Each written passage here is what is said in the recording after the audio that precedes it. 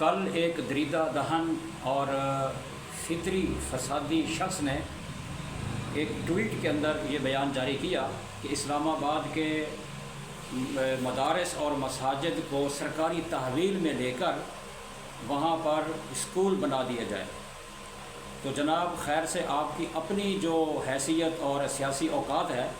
وہ تو اتنی سی ہے کہ آپ پہلے پیپل پارٹی کے اندر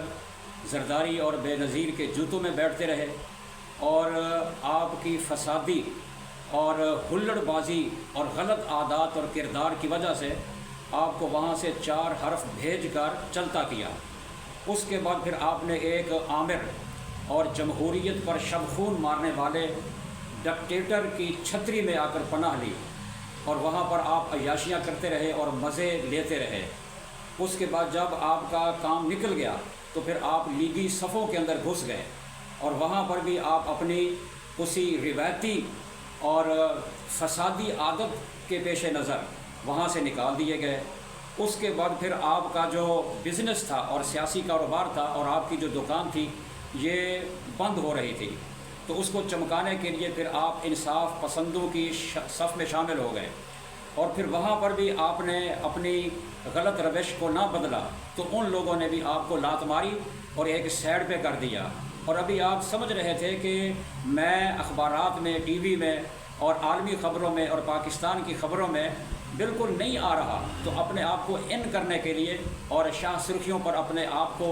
نمایاں کرنے کے لیے آپ نے ہرزہ سرائی کی ہے، اور ہذیان گوئی کہ آپ مرتکب ہوئے ہیں کہ مساجد اور مدارس کی جگہ پر اسکول اور کالجز وغیرہ بنا دیے جائیں۔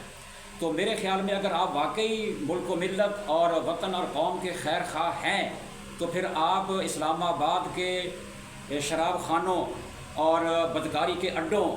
اور اس کے علاوہ جہاں پر عریانی اور فحاشی ہوتی ہے ان کو آپ مسمار کروائیں اور ختم کروائیں، اور وہاں پر مساجد اور مدارس وغیرہ بنا دیے جائیں۔ کیوں؟ اس لیے کہ آپ کے اسکول اور کالجز بہترین کارکردگی دکھانے سے قاصر رہے ہیں، اور مدارس نے پوری دنیا کے اندر پاکستان کا نام روشن کیا ہے، اور آپ کے اسکولوں کی تعلیم مدارس کے اندر ہوتی ہے، اور میٹرک بورڈ کے اندر طلباء نے ہی جو مدارس کے طلباء ہیں انہوں نے اسکول اور کالجز کے طلباء اور اسٹوڈنٹ سے بڑھ کر اول دوم اور سوم پوزیشنیں حاصل کی ہیں۔ تو یہ تو مدارس کا کردار ہے الحمدللہ، جس پر پوری قوم کو فخر ہے، اور اگر آپ ملک کے خیر خواہ ہیں تو پھر آپ اپنا بہتر کردار ادا کرنے کے لیے اور مثبت کردار ادا کرنے کے لیے میدان کے اندر اتریں، اور اس قسم کی ہذیان گوئی اور ہرزہ سرائی سے اپنے آپ کو بچائیں۔ انصاف پسند لوگوں کے مجمع کے اندر کھڑے ہو کر